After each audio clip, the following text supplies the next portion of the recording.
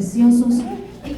Si usted trae su libretita, anote, amados hermanos, porque mire, estos estudios que se están dando, usted va a una escuela bíblica, usted tiene que pagar por escuchar todo esto.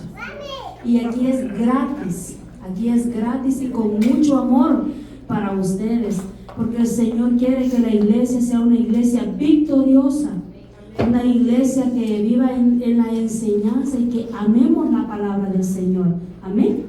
Así es que queda con nosotros nuestro hermano, que él es el que lleva la preciosa palabra.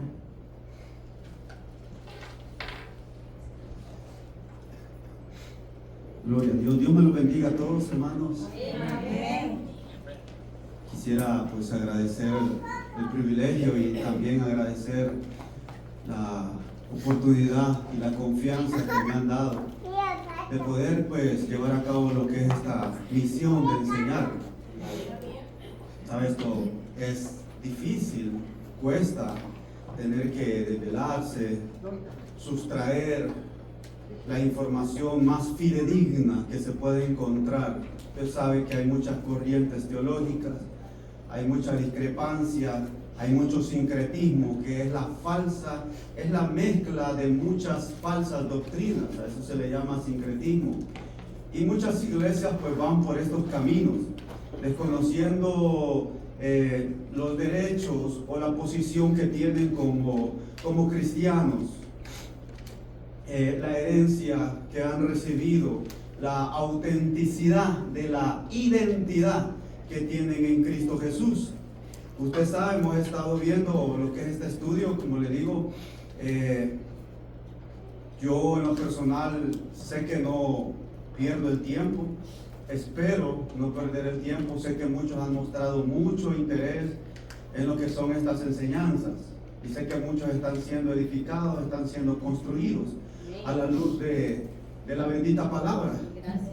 Pero pues usted tiene que enterarse que pues nosotros tenemos que sacrificar también que tiempo, familia, espacio, descanso, para poderle llevar o traerle, mejor dicho, estas verdades del reino a su vida. Así pues, como no solamente a mí, sino a cualquier otro predicador que trae enseñanza, siempre guardar mucho respeto al sacrificio que llevan. Esto es fácil para mí sustraerlo, no es algo que a mí me ha costado, pero detrás de mí hay hombres que dejaron su vida por dejar estas enseñanzas, que estas enseñanzas a lo largo de la historia ha costado sangre, ha costado muertes, que se levantaran en su principio predicando estas verdades, contrarrestaban lo que eran las doctrinas de aquella época, de modo que el tradicionalismo se levantó y tenía que eliminar a aquellos que contrarrestaban la doctrina que ellos tenían en aquel entonces. El domingo estuvimos viendo lo necesario que es padecer por causa de Cristo.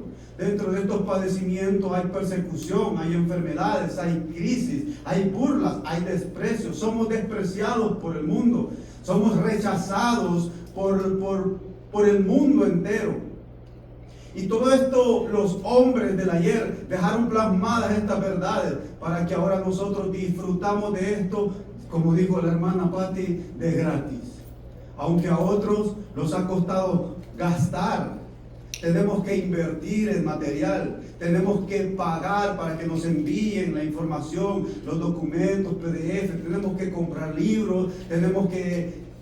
Todo esto se genera en un gasto que a beneficio mío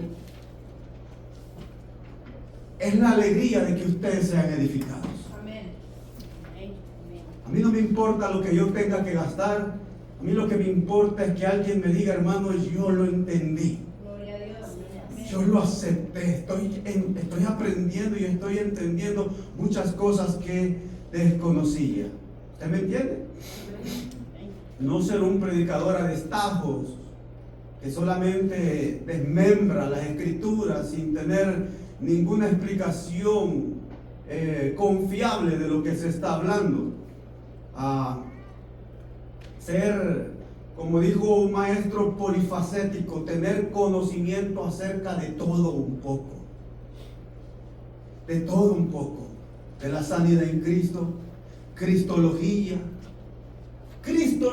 de alta crítica, escatología, las dispensaciones, el dispensacionalismo, todas estas realidades, el verbo encarnado, el significado del verbo que solamente Juan lo explica y es el que más expresa acerca del verbo, tanto en sus cartas como en el Evangelio, que es el único que menciona la palabra, y en el principio era el verbo. Pero ¿qué explicación tenemos de eso? Es ahí donde nosotros entramos a quemarnos las pestañas, a doblar rodillas y a pedirle la dirección al Espíritu Santo para no traer una herejía más o una falsa doctrina. Amén. Hermanos, la última vez nos quedamos en, reitero, Dios no es causante de la enfermedad. Como a muchos se le atribuye, o muchos, he escuchado muchos predicadores a quienes respeto y honro, que le atribuyen la enfermedad a Dios, o la enfermedad es un castigo de Dios. Que a mi punto de vista, de lo que he aprendido en las Escrituras, Dios no es causante de la enfermedad. Está en contra de la naturaleza divina de Dios, enfermar. Nosotros vimos que Dios diseñó un sistema inmunológico para que el hombre fuese defendido de cualquier enfermedad o bacteria. Entendimos que Dios es quien da vida, que el propósito de Dios es que nosotros vivamos lo más saludable posible, de tal forma que Dios nunca tenga que intervenir en tener que sanarnos. Es una de las salutaciones que da Juan. Y le dice a quien él ama que prospere tu alma como prospera tu cuerpo, o viceversa. Que la salutación no está refiriéndose a que el hombre al que él está saludando está padeciendo una enfermedad, sino que está asegurando que no tiene ninguna enfermedad. Se traduce de la siguiente forma: me alegro de que prospere tu alma así como también prospera tu cuerpo. Me alegro que vives saludablemente, de modo que no ha habido ninguna intervención divina para tenerte que sanar, porque has vivido sano, saludable. Siempre fue el propósito de Dios sanar. Dice, voy a dar razones por las cuales es imposible que Dios sea causante de la enfermedad. Debemos entender, aprender y aceptar que todas las cosas en Dios se mueven y funcionan por un sistema. Oiga, y présteme mucha atención a lo que vamos a entender. Usted entiende esta realidad, su fe va a tomar otro rumbo totalmente diferente al que ha tenido hasta ahora. El Dios a quien nosotros servimos es todo un caballero, es un Dios de excelencia, de clase, de glamour, de estética. El todo lo hace tomando en cuenta una serie de principios. Dios respeta principios que Él mismo instituyó. Dice acerca de este sistema: es el conjunto de normas y principios que han quedado establecidos para que a través de su conocimiento y la aplicación se alcancen los objetivos. Para que a través de su conocimiento y la aplicación se alcancen los objetivos. Si usted quebranta estos principios, es difícilmente que usted alcance el objetivo de lo que usted desea. si es en tanto a una enfermedad, a salir de una crisis económica, si es a vencer adversidades, no sé cuál es el obstáculo que está enfrentando, pero al quebrantar estos principios se genera un obstáculo más, en donde, como le dije, no Dios permitirá, sino que Dios no puede hacer absolutamente nada porque usted está quebrantando principios del reino.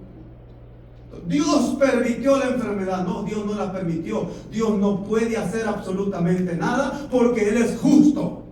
Y tiene que dejar de que sufra usted las consecuencias de sus propias decisiones.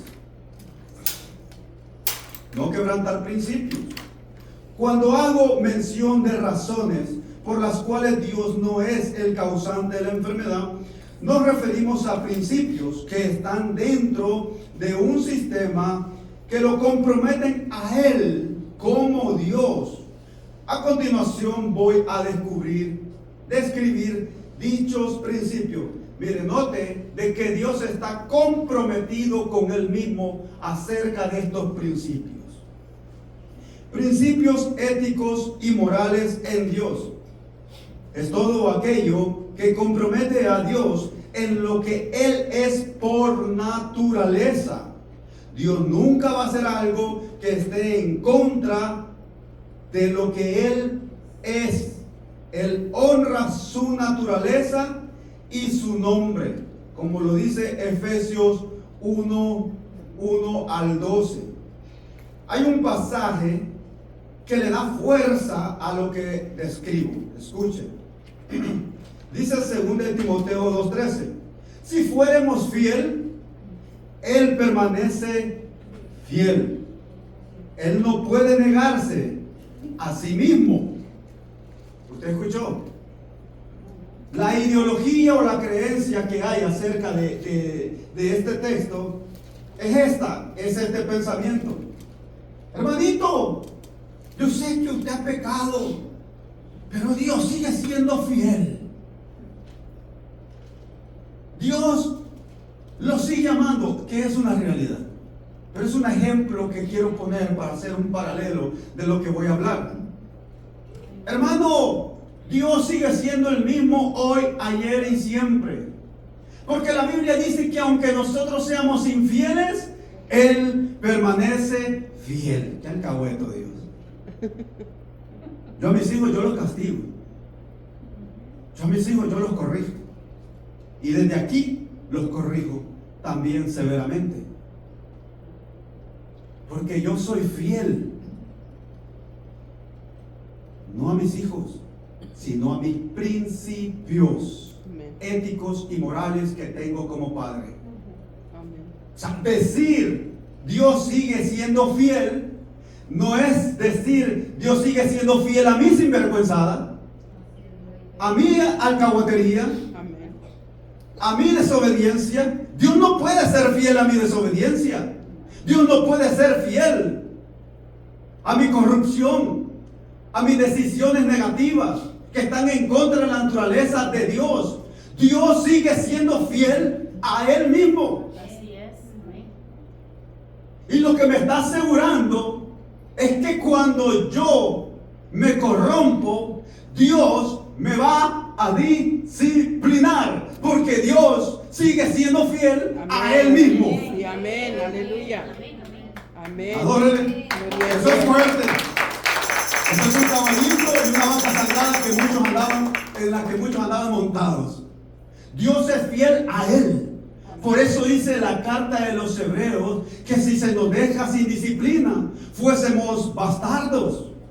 Pero por cuanto somos disciplinados, somos hijos de Dios. Es decir, que la fidelidad de Dios está basada en sus principios morales y éticos como Padre.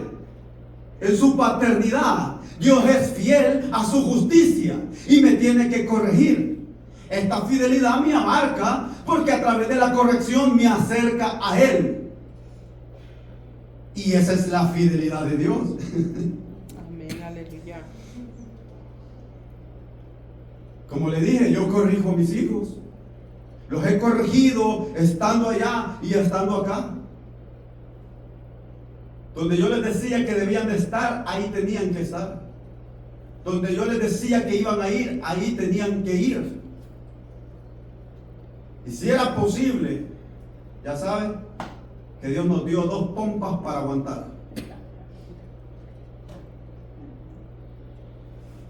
Porque yo era fiel, no a mis hijos, sino a la ética y principios morales que también me inculcaron.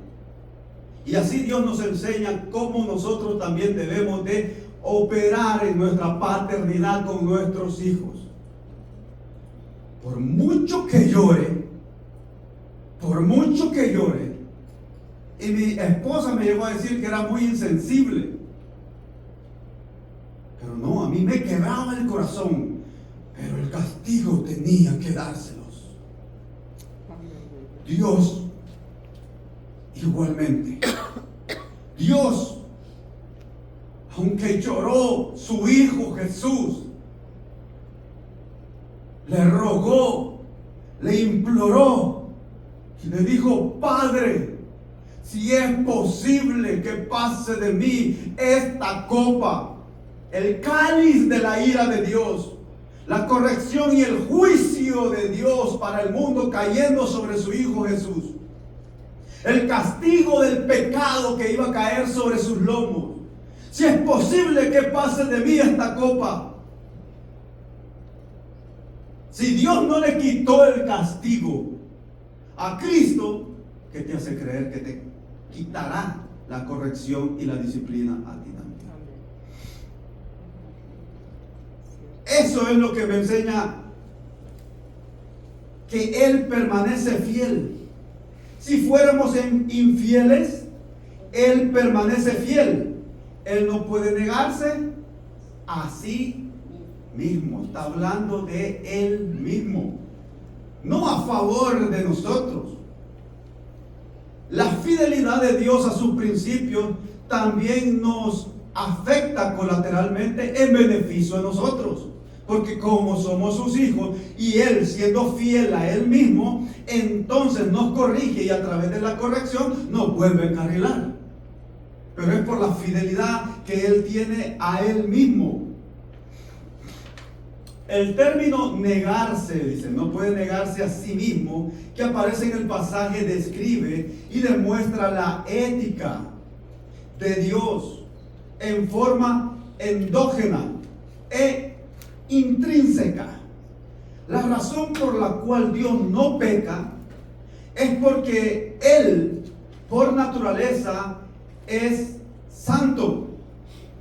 Si pecare, estaría en contra de lo que Él es. Él es por naturaleza. El pasaje dice, Primera de Pedro 1:15, sino como aquel que os llamó es santo, sed también vosotros santos en toda vuestra manera de vivir. Porque escrito está, sed santos, porque yo soy santo. Vean, el escritor hace una comparación de la naturaleza de Dios. Dios no puede pecar.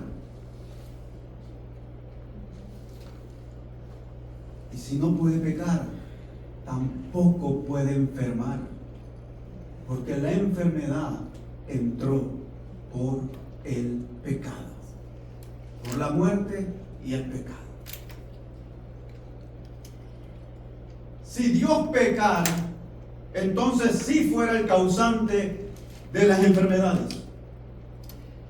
Entender lo que le dije la vez pasada, un día vamos a hablar más a fondo de eso, de lo que es la voluntad permisible de Dios, a lo que se nos enseñó como permisibilidad. Pero lo que yo le voy a enseñar es la voluntad causativa de Dios. No el verbo permisible que no se encuentra en la Escritura, sino todo es por causa. Siempre fue por consecuencia de. Después de poner y establecer orden, como le dije, no es que Dios quiera o permita enfermarte. Es que Dios no puede hacer nada, porque lo has ha quebrantado principios en donde por su justicia de Él mismo sé santo, porque yo soy santo, que por su santidad Él no puede evitar la corrección, por su justicia de Él sale la causa, a lo que la ciencia le llama causa y efecto. Por eso dice la Biblia que todo lo que el hombre siembra, no me culpe a Dios. Esas son sus decisiones.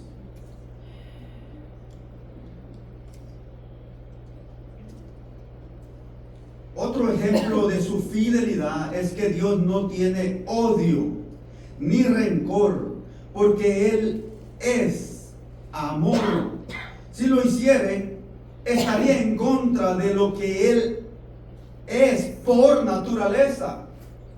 El pasaje dice: porque de tal manera amó Dios al mundo, que ha dado a su Hijo unigénito, para que todo aquel que en Él cree no se pierda, mas tenga vida eterna.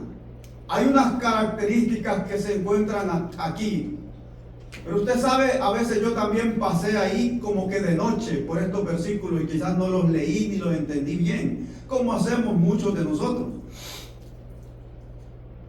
Mas vida eterna significa que Dios da vida, resucita. Es más, por causa del pecado usted muere, pero viene Él, envía a su Hijo para que usted viva. Porque el propósito de Dios es que usted viva una vida en abundancia. Amén, aleluya. Todo lo que Dios hizo, lo hizo bueno. Desde la planta, las bestias y el ser humano, los lagos y los cielos, las estrellas, el sol, la luna, todo lo que existe a su alrededor, Dios lo hizo bueno. Pero fue el hombre que lo echó a perder todo por el pecado. Dice que envió a su Hijo, imagínense, a su propio Hijo. Eso significa una ampliación o expansión de amor que es inexplicable para la mente del ser humano, que alguien entregue a su Hijo. Un humano quizás por su maldad lo puede hacer, pero un Dios entregar a su propio Hijo, al cual el mismo Señor Jesús dice: yo salí del Padre. Nadie me da la vida y nadie me la quita, yo la pongo de mí mismo. Pero dice, mire, Dios hizo esto desde su trono. Y salió Jesús. No lo creó. Gloria a tu nombre, Señor. No lo creó. Aleluya. El Verbo se hizo carne. Amén. Gloria a tu nombre, Señor. Y Dios hizo esto. Y se sacó a su Hijo. Poderoso Dios. Y el Verbo se hizo carne y habitó entre nosotros. Y vimos su gloria, gloria como la del unigénito Hijo del Padre. A lo suyo vino, pero los suyos no le recibieron.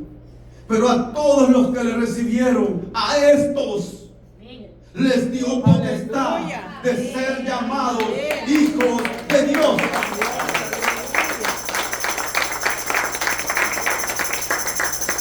Los tales no fueron engendrados por voluntad de carne ni de varón, sino de Dios. Amén. Gloria a Dios. Engendrados en el Espíritu. Y cuando, yo no sé, Juan ve esto, no sé si ve cuando Jesús dice: yo salí del seno de mi Padre. Que después una de sus cartas dice: mirad cuál amor nos ha dado el Padre para que seamos llamados hijos de Dios. Lo que hay detrás de esas palabras, el sacrificio y el dolor, el sacrificio del Verbo, Cristo en la tierra, su tortura, su vía crucis, todos sus padecimientos. Mira cuál amor nos ha dado el Padre. Aleluya. Pablo dice, por esta causa doblo mis rodillas, para que el Dios y Padre de nuestro Señor Jesucristo les dé espíritu de sabiduría y vuestros ojos sean alumbrados para que conozcáis.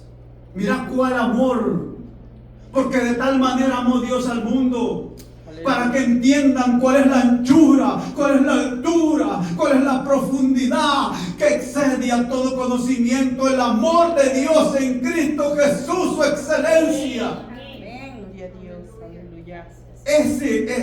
Ese, por eso está en contra de la naturaleza de Dios odiar. Nadie odia a su propio hijo.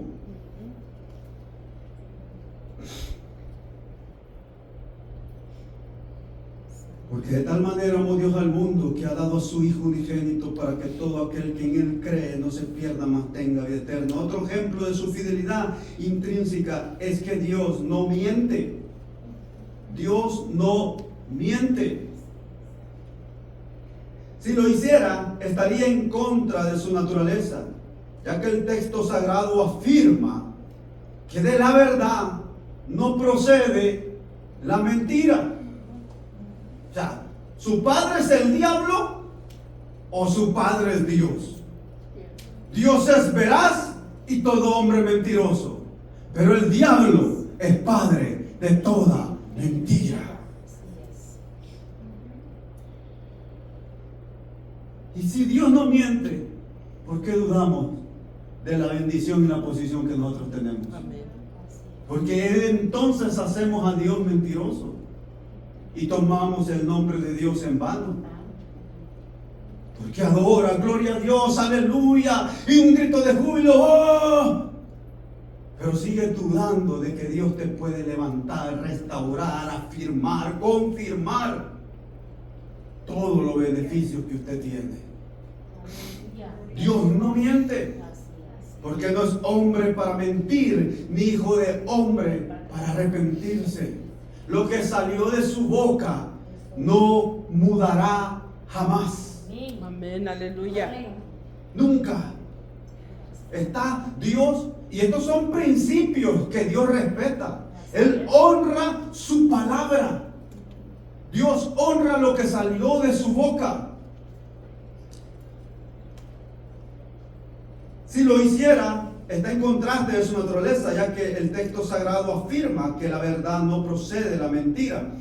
No os he escrito como si ignorareis la verdad, sino porque la conocéis, y porque ninguna mentira procede de la verdad. Mire, hermano, una vez me topé con un barbero, que yo también tengo el oficio. En mi tiempo libre, después que salgo a trabajar, también tengo y hago mis cortes de peluquería. Por si usted quiere cortarse el pelo, puede llegar allá a la montaña, $20 vale. No, mentira. Pero fui a cortarme el cabello y empecé a platicar con él. Eso fue tremendo, una conversación. Dije yo, ¿y quién le ha enseñado todo esto? Y él cortándome el cabello y empezó a hablarme acerca de la salvación, la soteriología, lo que tiene que ver de soteriología, salvación, sanidad, los beneficios que tenemos en Cristo. Es que cuando hay verdad, hay un entorno de que está platicando con alguien que sabe del tema. Sí, amén. Está platicando con alguien que no duda no, eso fue. Para hacerme mi corte nos echamos 2 horas, creo, porque platicamos más de lo que estaba haciendo, de cortarme el cabello. Porque donde hay verdad, hay libertad. Amén. Aleluya. Oiga, se lo voy a decir, donde hay verdad, hay Amén. libertad. Amén. Donde Gloria a está el Dios. Espíritu de Dios, hay libertad. libertad. Amén. Porque Aleluya. por la verdad se rompen las cadenas. Gloria a Dios. Por eso no acepto yo ningún predicador que me diga que Dios me tiene así por un castigo. que Dios es el causante de mi disciplina, de mi enfermedad. De ninguna manera. O soy yo el causante de mi enfermedad, o es el diablo.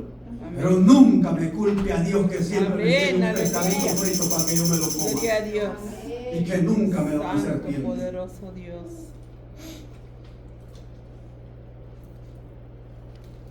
Al igual de estos ejemplos de Dios, no puede proceder la enfermedad, porque en Él no hay enfermedad. Y Él es Jehová, tu sanador. Gloria a Dios. Si Dios te enferma, entonces Dios también es el que te puso el pecado. Y si Dios te puso el pecado, también Dios te puso la mentira. Porque tanto la enfermedad, la mentira como el pecado, todo procede de la iniquidad o del pecado, o también está detrás de esto Satanás, el diablo, el padre de toda la mentira. Oh, yo siento a Dios, Padre. Aleluya.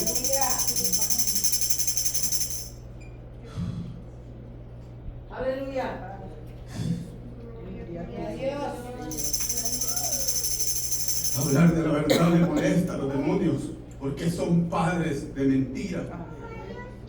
Porque les rompen los argumentos, derriban las murallas que ellos han levantado durante siglos y siglos de años. Han cercenado la bendición de Dios en nuestras vidas a través de la mentira, metiéndose en las iglesias, usando predicadores y evangelistas que nunca les enseñan que nosotros tenemos poder en nuestra mano y recibiréis poder, y el poder supereminente que operó en Cristo Jesús también opera en nosotros, los que hemos creído. Alabado sea su nombre, bendito el Dios y Padre de nuestro Señor Jesucristo, que nos bendijo con toda bendición espiritual en lugares celestiales en Cristo Jesús. Todos los recursos del reino de los cielos nosotros tenemos derecho de ellos, porque somos sus hijos. Podemos sentarnos a la mesa del reino eterno, podemos sentarnos a la diestra del Padre juntamente con Cristo. Podemos degustar de manjares exquisitos para que a los perros crujan los dientes, los lobos rapaces, los chacales que quieren quitarnos esos manjares. Aleluya. Aderezas mesas en presencia de mis angustiadores.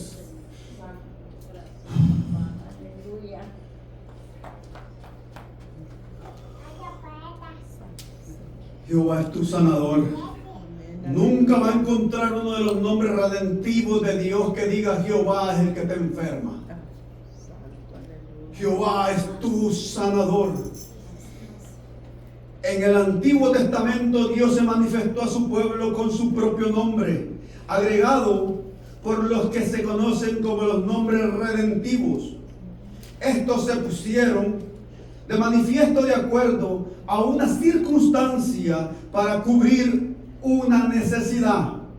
Siempre que había una necesidad, digámoslo así, como que bautizaban el lugar y decía, le pondré Jehová Jireh, porque Jehová se proveyó. Jehová se provee a él mismo. Lo que sucedió es que Dios se proveyó un cordero para él.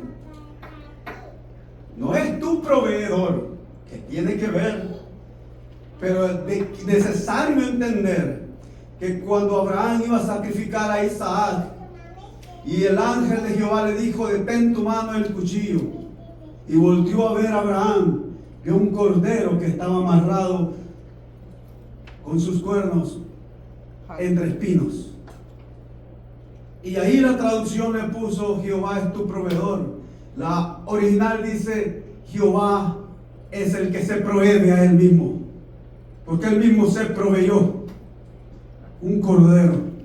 Ese es el cordero de Dios que quita el pecado del mundo. Aleluya. Amén.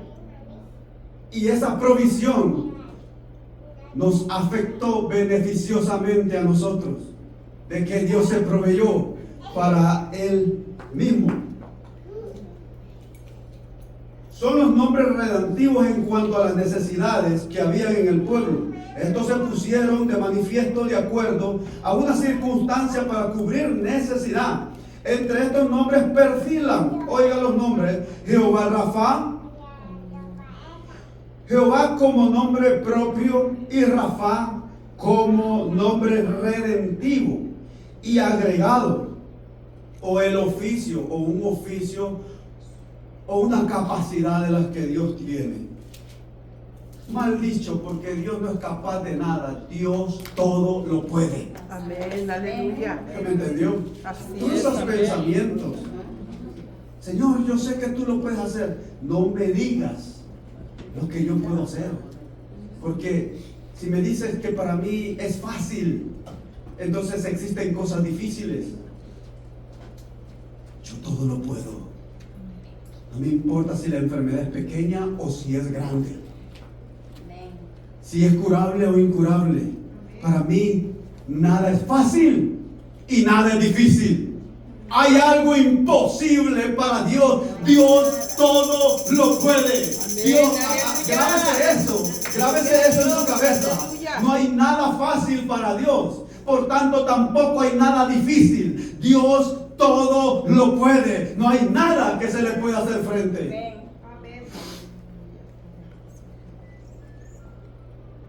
Como nombre redentivo y agregado, el nombre compuesto Jehová Rafa indica: yo soy tu sanador.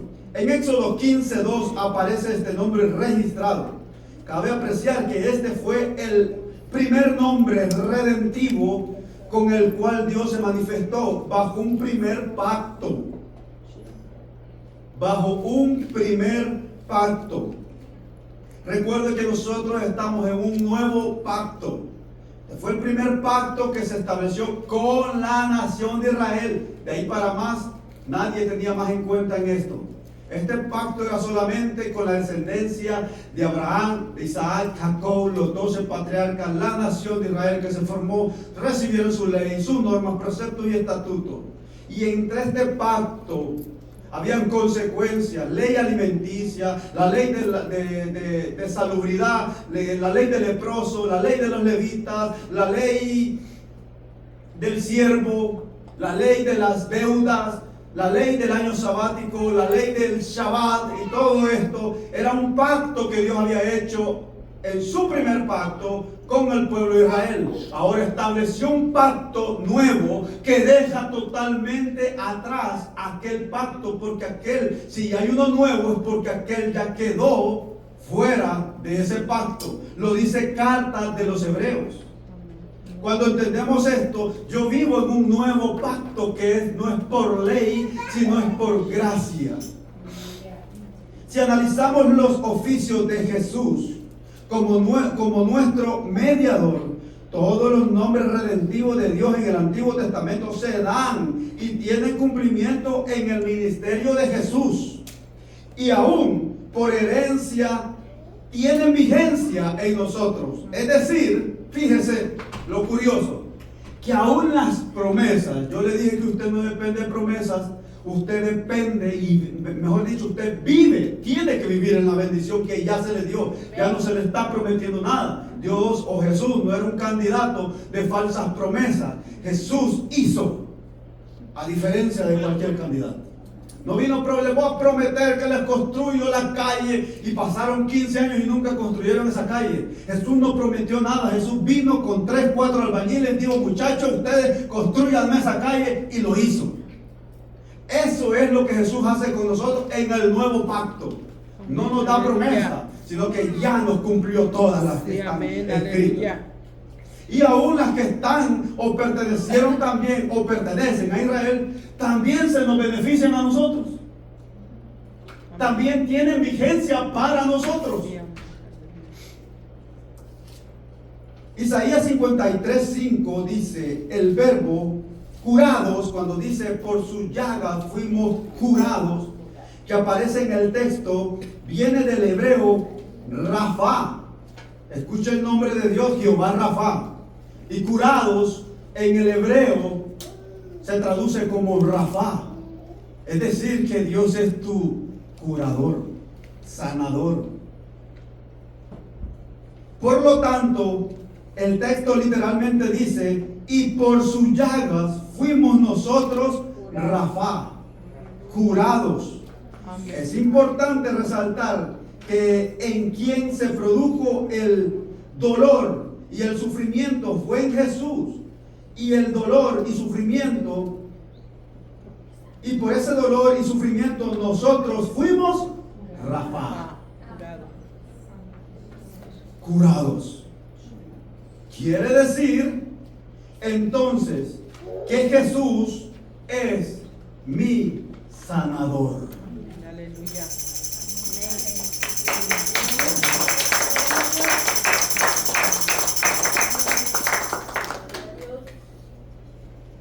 Y cuando le digo Jesús es mi sanador, no me estoy refiriendo al que te está sanando a cada momento. Mi sanador es el que ya me sanó 2000 años atrás. En el supuesto negado, cuando usted escucha en el supuesto negado, es que estoy negando lo que se cree. Es una suposición de lo que muchos dicen, pero yo lo niego. En el supuesto negado que Dios colocara una enfermedad en mí, estaría deshonrando su propio nombre y estaría en contra de lo que Él es. Por lo tanto, toma en cuenta esta verdad. Siempre que Dios va a hacer algo, tiene mucho cuidado de no estar en contra de lo que Él es por naturaleza. Es decir, tome en cuenta esta verdad. Siempre que Dios va a hacer algo, Dios primero toma en cuenta lo que Él ya dijo para no corromper su palabra. Y si Él dice que es mi sanador,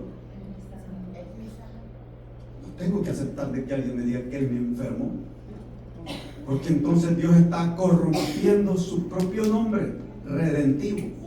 Bueno, ¿eres mi sanador o eres mi enfermador? Y Dios dice, soy tu sanador. Aleluya, amén, gloria a Dios. Gloria a Dios.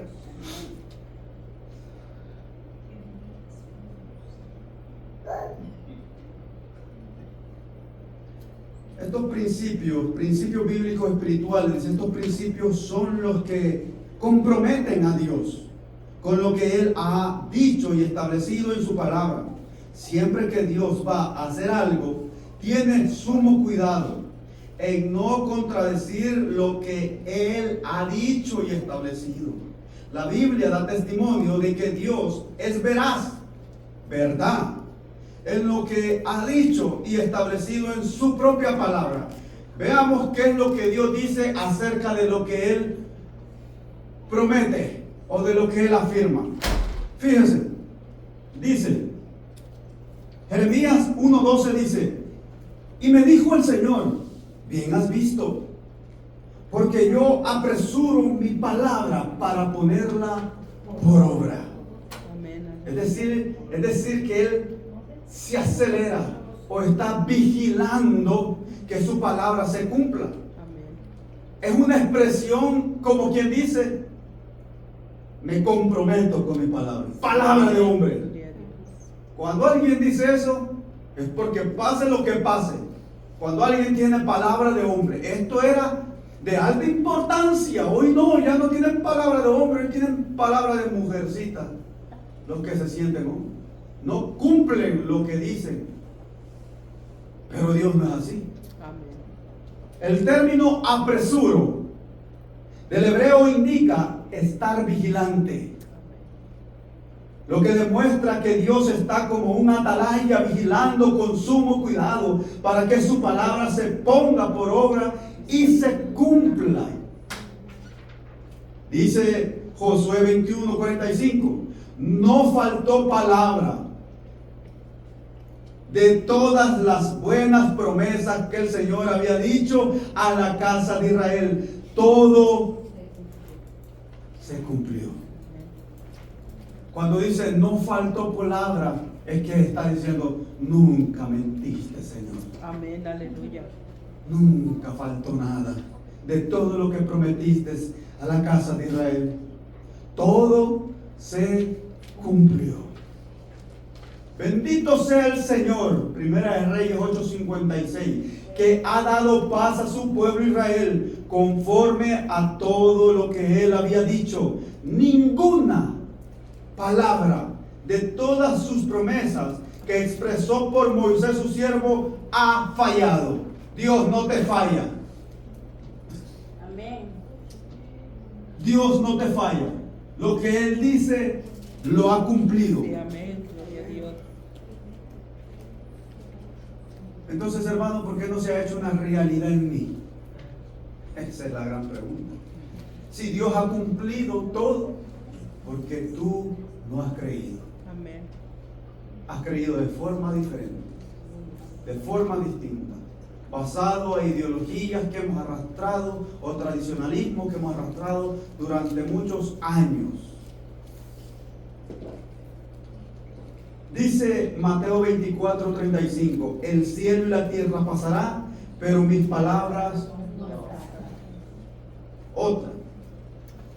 Sécase la hierba, marchítase la flor, mas la palabra de Dios nuestro permanece para siempre. Isaías 48. Todos estos pasajes nos dan testimonio de lo íntegro y veraz que es Dios con su palabra. Si Dios me enferma, estaría violentando su propia palabra y quedaría como un farsante y un mentiroso, ya que en su palabra está registrada la sanidad como parte de la regeneración del hombre, siendo la sanidad su herencia y su legado. En Isaías 53, 4 al 5 y en Primera de Pedro 2, 24 quedó establecido que fuimos sanados en la cruz del Calvario. Ni siquiera Dios puede retroceder lo que Él mismo hizo y estableció. Por eso Pablo tiene una expresión, ni lo alto. Y no está desafiando a Dios. Hermano, qué abusivo es. Yo no estoy desafiando a Dios. Yo estoy afirmando la fidelidad, la lealtad que Dios tiene a su palabra. Que Dios dice que me hizo salvo, me hizo salvo. Que Dios dice que me hizo sano, me hizo sano. Que Dios dice que me sacó de las cadenas, de la pudrición en la que me encontraba. Me sacó de ahí y me dio su espíritu. Y donde está el espíritu, ahí hay libertad. No faltó a mí ninguna de las palabras de Dios, todas se cumplieron a mi favor. Gloria a tu nombre, Señor. Aleluya. Creerle a la palabra, anclarse a ella, por mucha tormenta que haya, por mucho tempestad, por mucho olaje, usted va en su barco, pero cuando usted tira el ancla de la palabra, sin importar cuál sea el torbellino, su barco no se mueve de ahí. Aunque vengan vientos, aunque vengan tempestad, aunque se levanten olas, yo estoy anclado con una palabra que Dios me dijo que viviría y viviré, porque el que lo dijo no miente nunca. Aleluya. Esto pasó con Pablo, fíjense. Pablo sufrió un naufragio y un escritor llamado Charles Swindoll escribe mucho acerca de la vida de Pablo. Escribe también acerca de la vida de Job. Una información letal. He estado buscándolo mucho, escuchando las informaciones que tiene Charles Swindoll. Habla de Pablo y del naufragio que hubo. Y dice que hay una expresión que Lucas la escribe de Pablo, que dice que perdimos toda esperanza de vivir. Perdimos toda esperanza de vivir. Unas olas gigantes. En la información de Charles Swindoll dice de que este fenómeno todavía se lleva a cabo.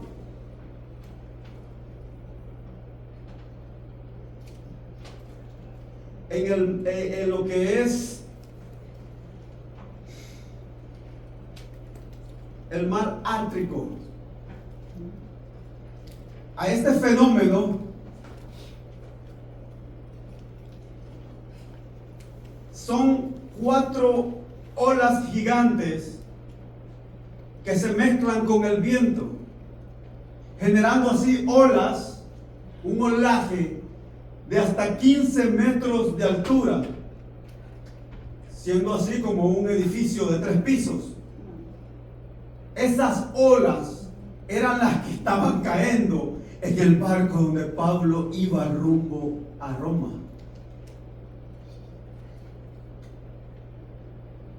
Las velas quebradas, los timones hechos pedazos, algunos hoyos que se habían formado, empezando a entrar poca agua a aquel barco.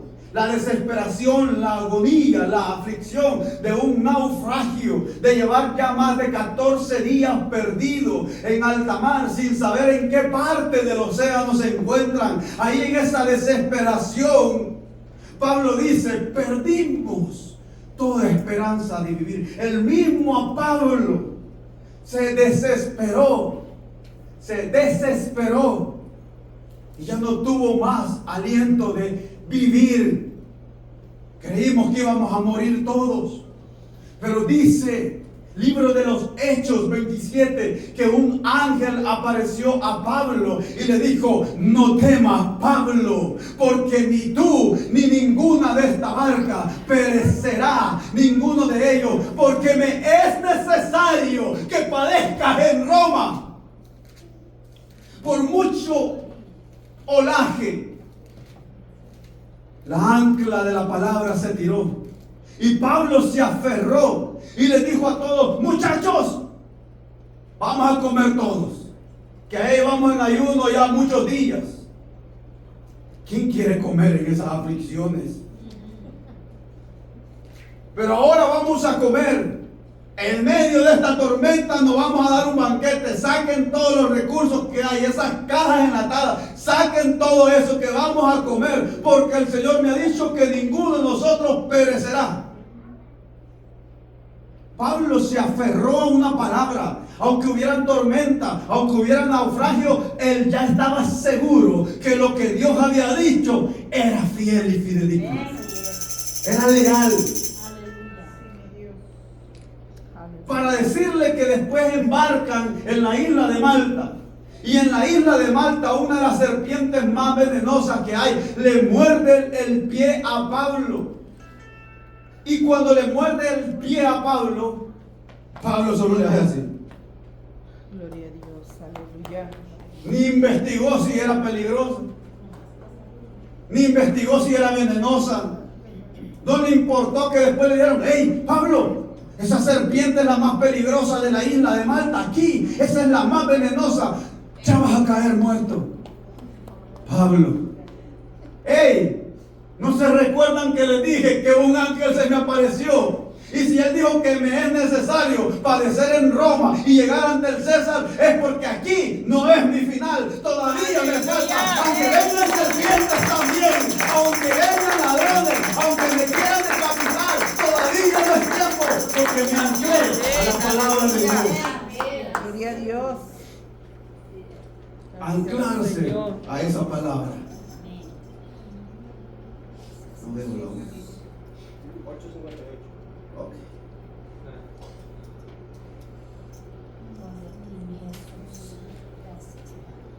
Palabra.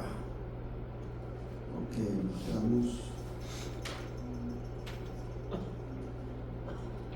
Uno de los principios que debemos tomar en cuenta y que tiene mucha fuerza es que su palabra rige el universo. Mire, cuando usted entiende esto,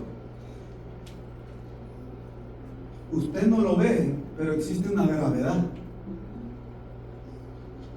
Usted no lo ve, pero ahorita hay mucha agua a nuestro alrededor que se convirtió en condensación, que es vapor, que cuando llega otra vez a las nubes y tiene contacto con lo frío, ese vapor se vuelve a convertir en agua, y son las 3 fases del agua: líquido, sólido y gaseoso.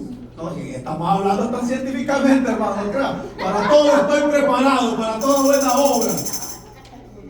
Aleluya. Aleluya. Y cuando y se convierte en hielo, usted ve el hielo, la nieve, cómo se convierte en hielo. Es la misma H2O en etapas diferentes o en fases distintas. Todo esto,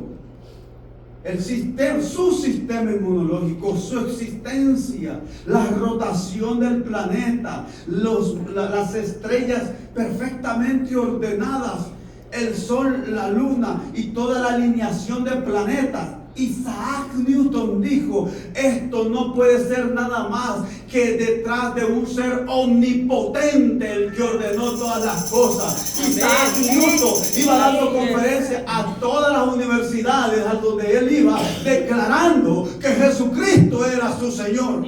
Albert Einstein nunca dijo: yo soy cristiano, pero dijo: después de estudiar el planeta y todo perfectamente ordenado, no puede ser nada más que es un ordenador, un ser poderoso, omnipotente, que está detrás de todo esto. Todos esos científicos creían en un ser superior. Hoy es que vinieron ese montón de ateos. Si son nuevos. No son los matemáticos, mejores matemáticos, fueron sacerdotes, monjes matemáticos que diseñaron el álgebra, todas las ecuaciones. Unos hombres que confesaban de la existencia de un Dios todopoderoso. Y todo esto rige o es regido por el poder de Dios. Amén. Quien sustenta o sostiene todas las cosas. Amén. Dios mío, o sea, no solamente es que estar en Cristo, no es que yo me metí en Cristo, es que Cristo está en mí y está alrededor de mí, está arriba de mí y está abajo de mí, está a mi lado. ¡Cuán grande es el amor de Dios!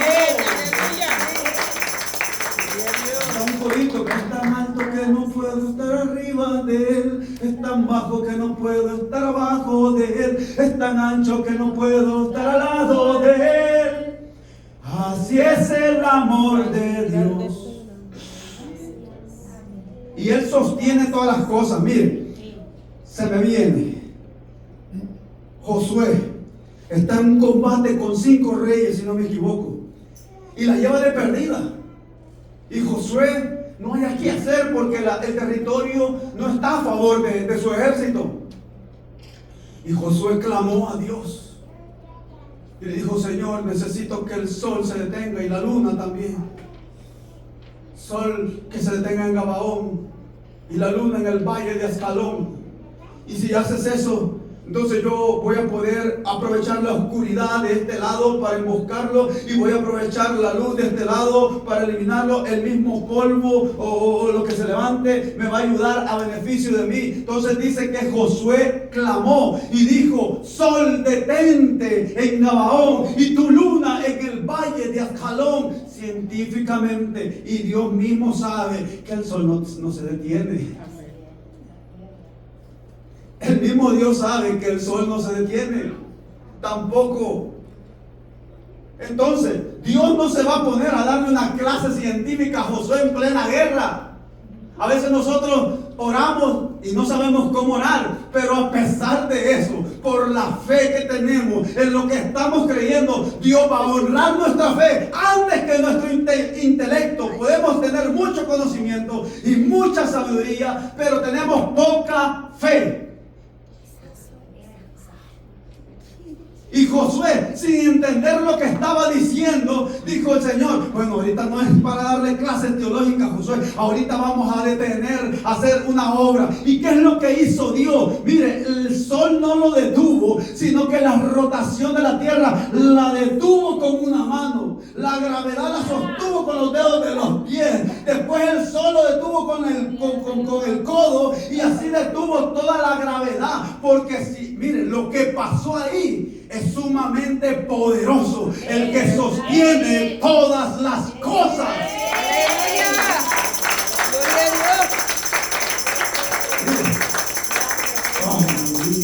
Dios! Mire, lo que Dios hizo, que detuvo la tierra. Al detenerse la tierra ahorita, usted sale disparado a destriparse en una pared. Si la tierra se detiene ahorita, usted sale disparado y se destripa, porque la velocidad que tiene la tierra al frenarla, usted sale disparado, como cuando choca con un carro y sale por la ventana y usted ya no regresó. Y Dios detuvo la tierra, mantuvo el caos en su orden. La gravedad, yo no sé qué es lo que hizo, pero eso le dijo a Job: cíñete ahora los pantalones como un varón, porque tú me has echado la culpa de todo a mí. Aleluya. Santo. Estuviste tú cuando yo fundaba los cielos y la tierra, cuando el mar se derramaba de su seno, cuando le puse puertas y cerrojos y le dije al mar: hasta aquí llegará y de aquí no pasará. Capturas tú al Leviatán, estás tú cuando la gacela va a dar a luz, estás tú presente cuando sano los enfermos del hijo o las hijas de Leviatán, cuando yo capturo a sus hijas para que jueguen con mis hijas, estás tú cuando estás presenciando tanto amor y tanta misericordia. Y el Señor le mostró una serie de misericordias que David dice: tus misericordias, hablando de muchas. Amén, amén. Gracias, Él sostiene, Él sustenta todas las cosas con su poder. Lo dice Hebreos 1:3. Si Dios deja de cumplir su palabra, ella pierde autoridad y se acabaría todas las cosas. Entrarían en un caos total, porque ella sostiene el universo. Por esta causa es imposible de que Dios proceda a la enfermedad, porque invalidaría toda su palabra. A pesar de sostener todo el planeta, me sostiene a mí con vida. aleluya. Como principio, Dios estableció juramentos sobre su palabra. Vamos a ir adelantando. Dice acerca de el juramento de su palabra: y dijo: por mí mismo he jurado, dice el Señor. Génesis 22:16. Y os meteré a la tierra por la cual alcé mis manos jurando. Estos son juramentos que Dios ha hecho. Una vez he jurado por mi santidad y no mentiré a David. Mire que la bendición de Dios lo involucra jurar y empeñar su santidad. Si Dios no cumple lo que Él dijo, pierde la santidad, porque Él mismo imagínense cómo Dios se sujetó a Él mismo para no defraudarnos. Es más, le voy a decir esto: usted nunca puede hacer un pacto con Dios. Pacte con Dios. ¿Cuál pacte con Dios? Si desde el principio nadie pudo guardar ningún pacto con Dios. Nadie pudo cumplir un pacto con Dios. Todas las veces que quisieron pactar lo echaron a perder. Pero vino Dios y dijo: he aquí, yo estableceré pacto con vosotros. Y es Dios el que hizo pacto conmigo, porque Él sí lo puede guardar el pacto hasta la eternidad. Yo nunca pude hacerlo. Quiero descartar una observación de la seriedad que implica un juramento. Mire, esto se va a poner bueno, ponga mucha atención. Las culturas hebreas, ¿qué es un juramento bajo las culturas hebreas? Jurar o hacer un juramento indica la afirmación decidida de una promesa. Además de esto, la raíz hebrea de jurar y de 7 es la misma. Cuando usted jura, está involucrando el séptimo elemento. O cuando le mandan a perdonar, Jesús le dijo: 7 veces perdonarás a tu hermano, mas yo te digo 70 veces 7, que es el mismo 7 porque es infinito. O sea que infinitamente usted va a perdonar a su hermano. O sea que el juramento de Dios es infinito. Amén, aleluya. Por eso cuando dice la Biblia 7 veces cae el justo, mas 7 veces vuelve a levantarse, es que Dios cada vez que te caigas te va a estar llamando. No es que tú te vas a estar levantando, es que cada vez que te caes, Dios nunca se va a cansar de recordarte quién eres para Él. Amén. Siempre te va a recordar, aunque te vayas a meter al peor de los burdeles, aunque te vayas a tirar las peores peores esquinas, con las peores prostitutas de la ciudad, ahí va a estar el Señor y el Espíritu Santo recordándote a qué redil permanece. Siempre va a estar recordándote, porque aunque te caigas 7 veces te vuelvo a levantarte. Jehová cumplirá su propósito en mí. Y no dejará Jehová caído al justo para siempre. Así es. Porque 7 veces cae el justo. Le voy a agregar, más 7 veces vuelve Dios a levantarlo. Aleluya. Es Dios el que está detrás de todo. Algunos conjeturan. Mire, una conjetura es un dato incompleto. Hay que ser honesto.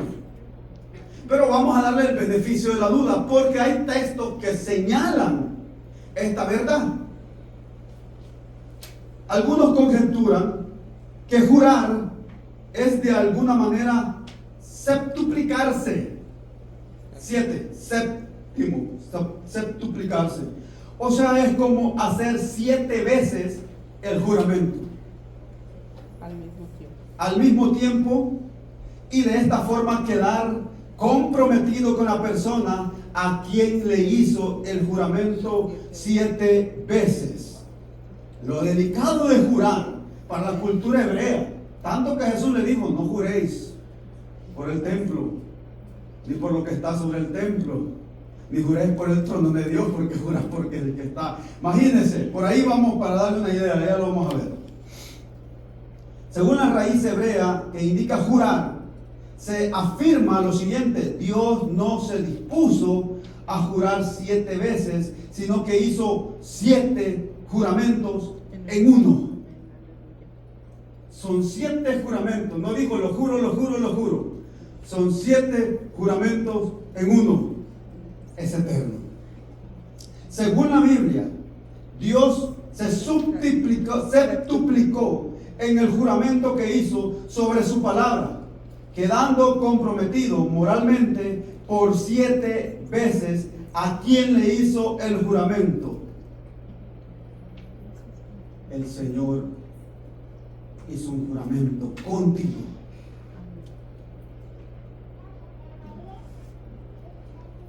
Siete juramentos en uno para ti, a tu favor. Él se comprometió en guardarte, en cuidarte y en hacerte salvo.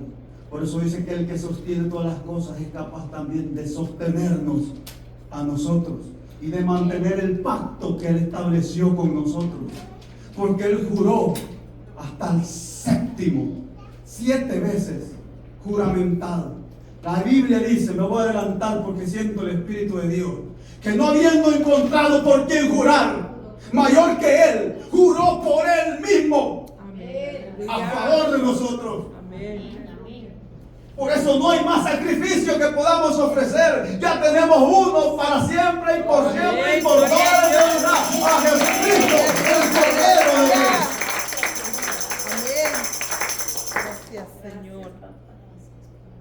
Porque cuando Dios hizo la promesa a Abraham, no pudiendo jurar por otro mayor, juró por sí mismo diciendo: de cierto te bendeciré. Juró por él mismo, por Dios: bendeciré con abundancia y te multiplicaré grandemente. Y habiendo esperado con paciencia, alcanzó la promesa. Porque los hombres ciertamente juran por uno mayor que ellos, y para ellos el fin de toda controversia es ese juramento que es tan delicado. Si van a arreglar un problema, lo juran.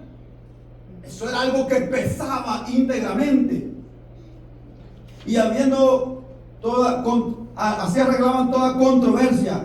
Es el juramento para confirmación, por lo cual, queriendo Dios mostrar, aquí viene Dios, mire lo que Dios te quiere mostrar esto a ti, por lo cual queriendo Dios mostrarte a ti más abundantemente a los herederos de la promesa, la inmutabilidad. Esto quiere decir que esto es incambiable. Esto usted no lo puede quitar. Amén. Usted me puede mandar al infierno, sacarme del infierno, volverme a mandar al infierno, pero si Dios me hizo salvo, no hay nadie que pueda contra eso. Amén, aleluya. Porque es inmutable. De su consejo interpuso juramento para que por 2 cosas inmutables Ya no solo una, ahora vienen dos cosas incambiables en las cuales es imposible que Dios mienta, tenga. Mire, y esto está en la Biblia, esto no se lo está inventando el escritor ni yo. Tengamos, por lo tanto, dice, usted tenga, y yo quiero tener, bueno, lo tengo, fortísimo consuelo, los que hemos acudido para asirnos, agarrarse de la esperanza puesta delante de vosotros. Todo esto es una verdad. Este pasaje nos revela cómo Dios interpuso juramento sobre su palabra, jurando por sí mismo, porque no encontró otro mayor por quien jurar. En todo juramento hay factores que son determinantes y que se deben tomar en cuenta para precisar si el juramento tiene validez. ¿Qué es lo que hace en un juicio, en un tribunal? Le ponen la Biblia y le ponen la mano y tiene que levantar la otra y decir juro. Y si usted jura en vano, usted va a tener un castigo. Si se comprueba que usted mintió, usted va a recibir un castigo de años de condena por haber injurado. Eso es injuria. Por haber dicho mentira bajo juramento. Esto indica que si Dios hace juramentos en vano, entonces Dios tendría que sufrir un castigo por su propia palabra, por su propia santidad, por su propia justicia. Por eso es que Dios no miente, porque Dios es santo, porque Dios es justo y en Él no hay mentira. En Él existe la pura verdad, la esencia de la verdad misma. Él es verdad y todo hombre sea mentiroso. Aleluya.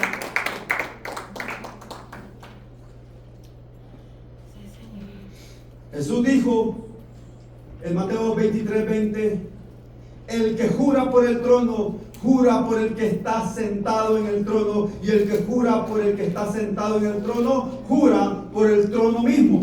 Esto a su vez indica que con el juramento que Dios hizo, no solamente, óigame esto, hermano, póngame mucha atención que aquí terminamos.